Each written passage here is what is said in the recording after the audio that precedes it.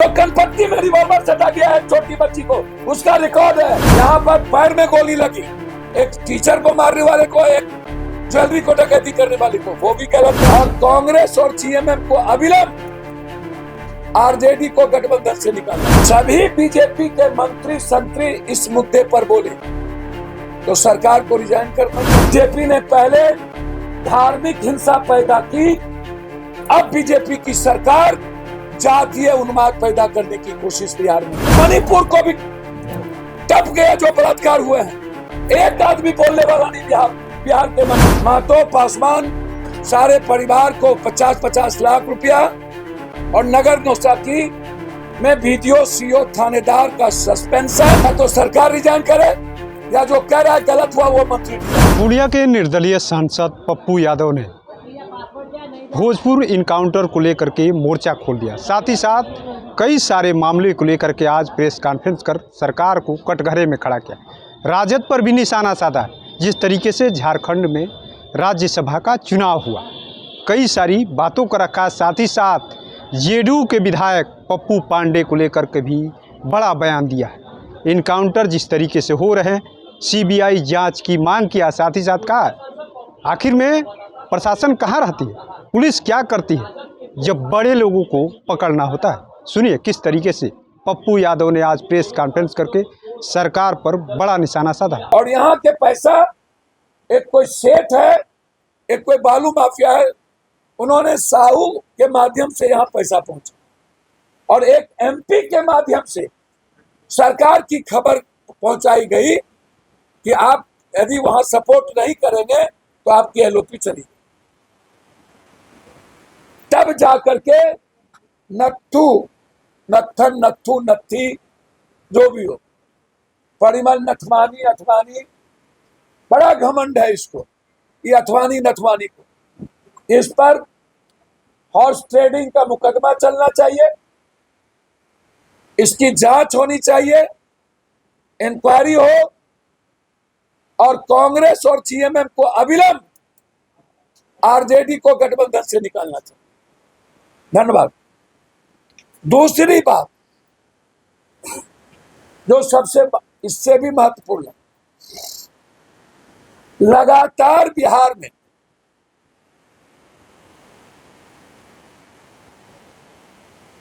पूरी इनकाउंटर की मैं जांच चाहता हूं।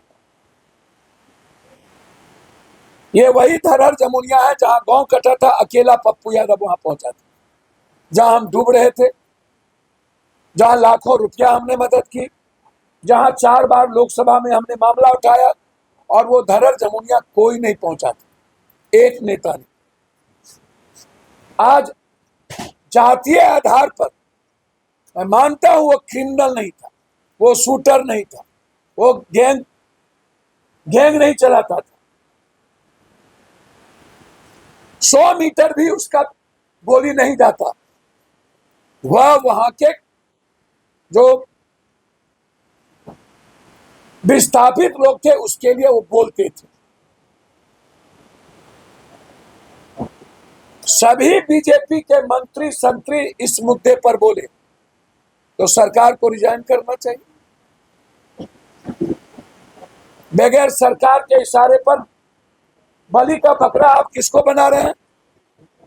सरकार के बगैर, हेडक्वार्टर के बगैर ये इनकाउंटर नहीं हो सकता। ये मोबाइल से जांच करनी चाहिए कि हेडक्वार्टर से कौन कौन वहां के एसपी और डीएसपी के संपर्क में। और बीजेपी के मंत्री और बीजेपी के नेता यदि बोल रहे हैं इनकाउंटर हुआ है तो आप शहीद की घोषणा करवाइए, सीबीआई इंक्वायरी करवाइए। सीबीआई जांच क्यों नहीं दे रही? या वर्तमान न्यायाधीश से जांच करवाइए। इसके पहले इनकाउंटर हुआ, सीमान में 3 इनकाउंटर हुए, सोनू, छोटू, एक और लड़के का, वो भी गलत था।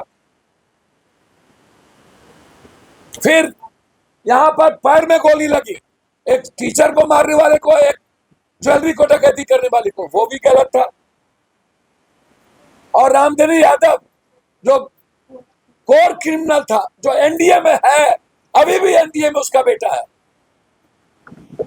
क्रिमिनल अभी भी युवा अध्यक्ष है भागलपुर का, उसको थाना बुला करके तब थाने के पीछे मार दिया गया।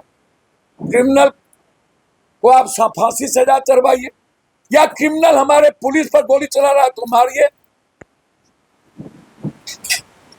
मेरा दो सवाल है, क्या नीतीश कुमार जी 20 साल क्रिमिनल बालू माफिया शराब माफिया को लेके चले, 20 साल के सुशासन में उन पर दाग नहीं लगी, तो क्या अभी की सरकार, तब क्या क्रिमिनल गोली नहीं चला रहा था, तब पुलिस की राइफल में जंग लग गया था और आज पुलिस का राइफल का जंग छूट गया? तो नीतीश कुमार जी अपराधी के माफिया के बदौलत 20 साल सरकार चलाए, गोली नहीं चली, तब क्यों नहीं गोली चल रही थी?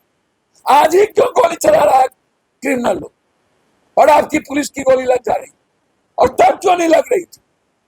आप ही का कंट्राडिक्शन है, दोनों आप ही की सरकार है। मेरा ये सवाल है, तो जो भी इनकाउंटर हुए half quarter full, half quarter full, half quarter full, उसकी पूरी न्यायिक जांच। 150 से ऊपर बलात्कार हुए, 3 बार एक बच्ची के साथ बलात्कार किया गया बेगूसराय में, पुलिस पहले कुछ नहीं की। निर्भया और मणिपुर को भी टप गया जो बलात्कार हुए हैं, एक आदमी बोलने वाला नहीं बिहार के मंत्री। इसके पहले ये लोग क्यों नहीं बोलते थे मंत्री लोग? आज जाति के आधार पर ही क्यों? हम तो जाति नहीं है, हम तो लड़ेंगे।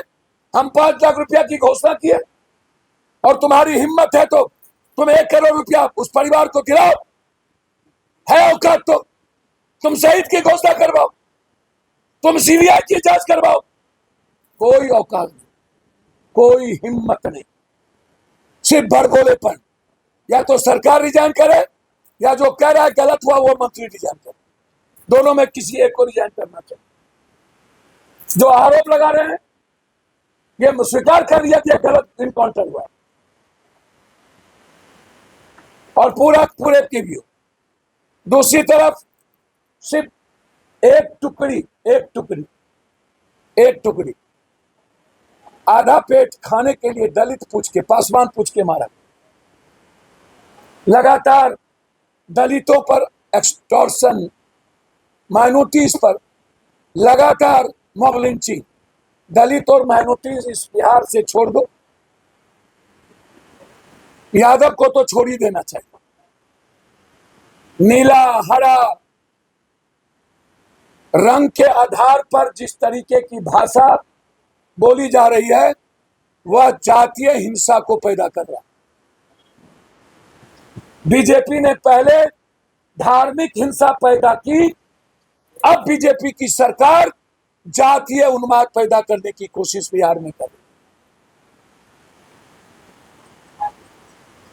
उसी कड़ी में नालंदा का इतना बड़ा मॉब लिंचिंग है, दोनों पासवान लड़के को पुजारी के द्वारा पीटते पीटते मार दिया गया।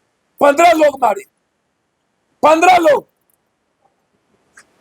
और उसके बाद एक वीडियो सीओ और एक थाना प्रभारी एसके रंजन मिश्रा, 3 आधा दर्जन लड़की और 2 दर्जन लड़का, चौधरी, साहू, पासवान, राम, शाह, यादव, ये लोग डिग्री कॉलेज को नगर नौसा में ही रहने दिया जाए, इसके लिए बच्चे आंदोलन कर रहे थे। जो गवर्नर का रूल है कि हेडक्वार्टर में ही कोई डिग्री कॉलेज होगा, वहां के विधायक हरनारायण बाबू सांसद ने जबरदस्ती स्वजातीय के गांव में 5 किलोमीटर ले जाकर के वहां डिग्री कॉलेज डीएम के प्रेशर देके करवा दिया। नगर नौसा के सभी जाति के बच्चे कह रहे थे डिग्री कॉलेज है। हमारी बेटी के कनपट्टी पर गोली सटाया गया, बोला मार देंगे, नचनिया हो, गाली देंगे तो आप ठीक कर लीजिएगा। हमारी माँ को, क्या नाम है, रितिया पासवान, मारते मारते नंगा कर दिया। क्या नाम है, रीता शाह, मारते मारते, ओ शाह मारते मारते, क्या नाम है, जाधव, तीनों लड़की को घसीट के थाने में 22 साल 23 साल 24 साल की लड़की को घसीट के जेल में बंद कर दिया। अब सोचिए क्या बीतती होगी उस कुमारी बच्ची पर। सिर्फ आवाज उठाया, उसको जेल में बंद कर दिया गया। क्या जालियांवाला बाग से भी खतरनाक घटना नहीं है? 24 को गवर्नर साहब से मिलेंगे, वो अभी बाहर हैं। और नगर नौसा से बिहार शरीफ, नगर नौसा की इतनी बड़ी जालियांवाला हादसा, 40 बच्चे को जेल भेज दिया, शाह, पासवान, राम और जाधव को, और सबको कहा गया कि भरत तिवारी की तरह घटना कर देंगे। रिकॉर्ड है, बच्ची को जो पीटा जा रहा है थाना में, उसका रिकॉर्ड है। जो कनपट्टी में रिवॉल्वर सटा गया है छोटी बच्ची को, उसका रिकॉर्ड है। कल हम गए तो पुलिस देख करके बाप रे बाप, मार देगा मार देगा, ऐसे करने लगी वो बच्ची। पुलिस आ गया, मार देगा मार देगा मार देगा, मम्मी मार देगा, ऐसे कर रही थी वो बच्ची। अब सोचिए आतंक, एक तरफ गुंडा राज, एक तरफ पुलिस का गुंडा, दो दो गुंडा राज, जबरदस्ती मार दो, जबरदस्ती घर ढुक जाओ, जबरदस्ती केस न लो, जबरदस्ती बलात्कारी का केस, बलात्कारियों को बचाओ, बेटी का केस ना लो। इतना ही नहीं, इतनी लाठी चली, हमारी बच्ची और परिवार के लोग इलाज करने के लिए जब नगर नौसा अस्पताल में गए तो वहां से भगा दिया गया, इंजोरी नहीं किया गया, दवाई नहीं दिया गया। वहां के हॉस्पिटल के डॉक्टरों ने मां बहन करके गाली दी, सब लोग प्राइवेट में जाके करा। इतना आतंक है वहां के थाना प्रभारी का।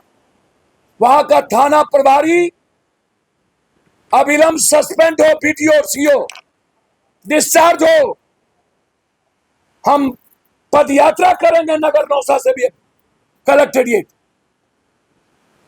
और जमुनिया से आ रहा। न्याय नहीं मिलेगा तो पदयात्रा भी होगी, न्याय नहीं मिलेगा तो बिहार बंद भी करेंगे।